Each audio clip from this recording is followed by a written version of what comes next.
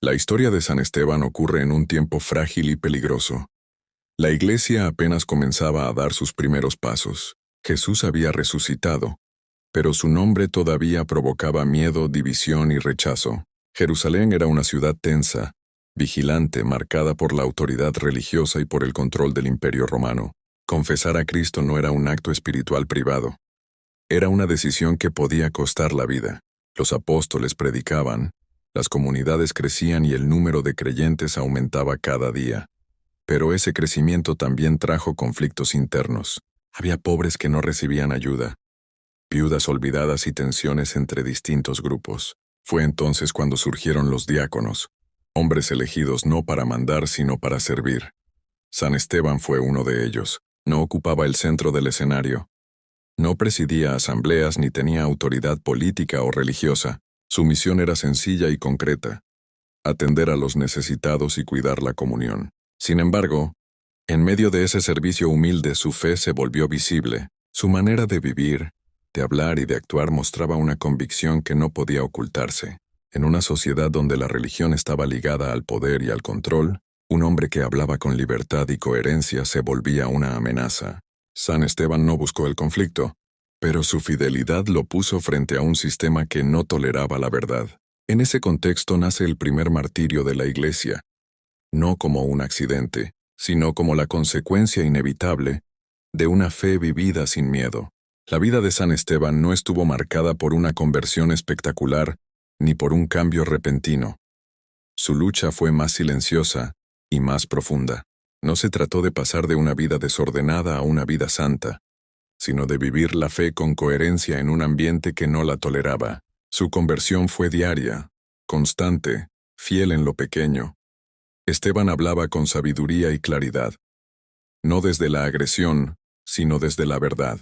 Y eso empezó a incomodar. Algunos discutían con él, intentaban hacerlo caer en contradicciones, buscaban desacreditarlo, pero no podían resistir la fuerza de sus palabras ni el espíritu que hablaba a través de él.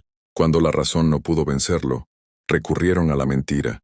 Fue acusado falsamente. Dijeron que blasfemaba, que atacaba la ley, que amenazaba las tradiciones. Lo llevaron ante el consejo religioso, no para escuchar la verdad, sino para condenarlo. Esteban sabía que hablar tenía un precio. Pudo callar, pudo suavizar su mensaje, pudo salvarse, pero no lo hizo. Su lucha no fue contra hombres, sino contra el miedo a perder la vida, el miedo a quedarse solo, el miedo a pagar las consecuencias de ser fiel. Y en ese momento decisivo, Esteban eligió no traicionar lo que creía. No respondió con violencia ni con defensa personal. Respondió con verdad. Ahí comienza el camino del martirio, no cuando caen las piedras, sino cuando alguien decide no negociar su fe, aun sabiendo que decir la verdad puede costarlo todo.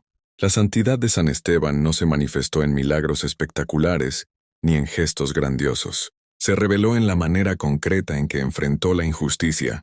Cuando fue llevado ante el consejo religioso, no se defendió con gritos ni con violencia. Tampoco se presentó como una víctima.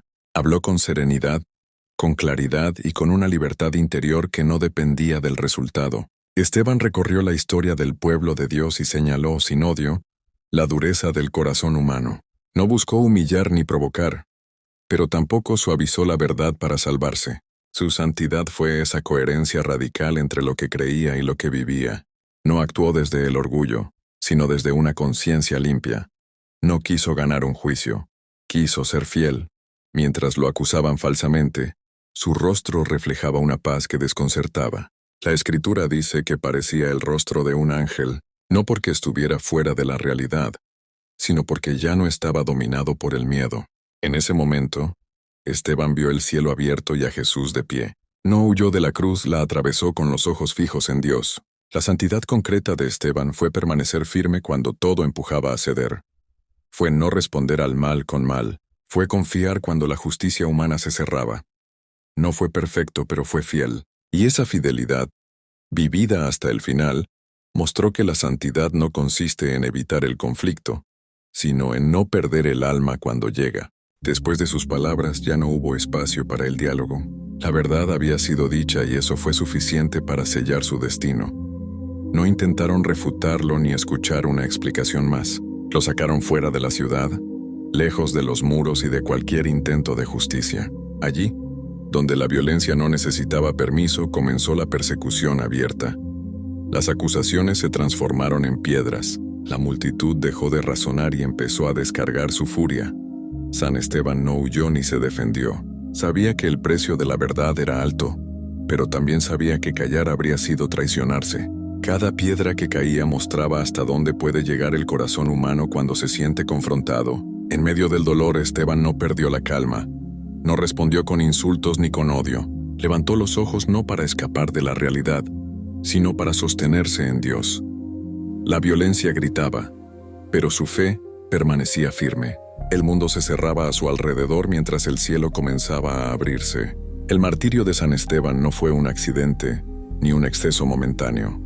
Fue la consecuencia directa de una vida vivida con coherencia. No buscó la muerte, pero tampoco renunció a la verdad para salvarse.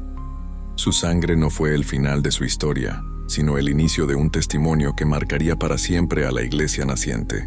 La muerte de San Esteban no cerró una historia, la abrió. Su martirio no silenció a la iglesia naciente, la fortaleció. Aquella sangre derramada no apagó la fe, la sembró. En el lugar donde parecía triunfar la violencia, comenzó a germinar un testimonio que atravesaría generaciones. La verdad, cuando se vive hasta el final, no muere con quien la proclama. Entre los que presenciaron el martirio, estaba un joven llamado Saulo. Custodiaba los mantos, aprobaba la condena y creía servir a Dios persiguiendo a los cristianos. No dijo nada, no intervino, pero vio. Vio a un hombre morir sin odio. Vio a un creyente perdonar cuando todo invitaba a vengarse. Aquella escena quedó grabada. Años después, ese mismo Saulo se convertiría en Pablo, apóstol incansable del Evangelio. La fe que él intentó destruir lo alcanzó a través del testimonio de un mártir.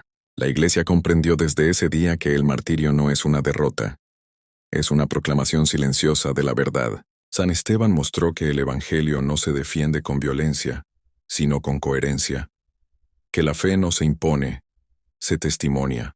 Su muerte reveló que seguir a Cristo implica asumir consecuencias, incluso cuando no se ven resultados inmediatos. El impacto de San Esteban no se mide en palabras ni en cargos, sino en vidas transformadas. Su testimonio enseñó que una sola vida fiel puede encender una historia entera, y que a veces, el fruto más grande nace justo cuando parece que todo se ha perdido.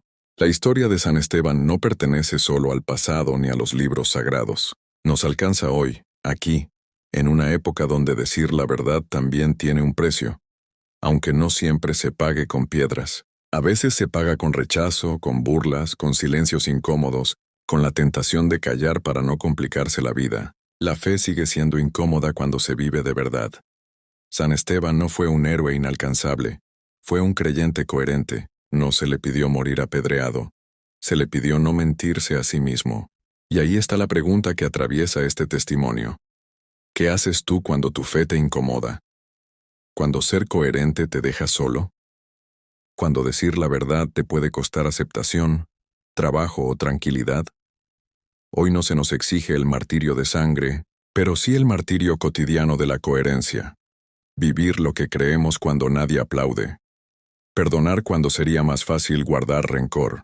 Mantener la fe cuando el mundo empuja a negociar principios. San Esteban nos recuerda que la fe no es un adorno ni una tradición heredada. Es una decisión diaria. Su vida nos deja una enseñanza clara y sin suavizar. La verdad no siempre protege, pero siempre libera. Y la fe, cuando es auténtica, no busca sobrevivir a toda costa, sino permanecer fiel. Esta historia no termina con una muerte violenta. Termina con una pregunta abierta, dirigida a cada uno de nosotros.